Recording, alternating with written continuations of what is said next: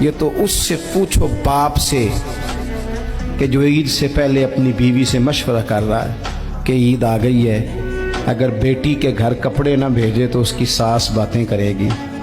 تو ہمارے ہاں کچھ لوگ سمجھتے ہیں کہ سخاوت صرف رمضان میں ہی کرنی ہے، اور رمضان میں ثواب زیادہ ہے، ورنہ راشن ونڈن والے لوگ کو عیدوں بعد بھی بھوک لگ دیجئے، عید کے بعد بھی اسی طرح ہی غریب کے ساتھ پیٹ ہوتا ہے، لیکن توجہ نہیں۔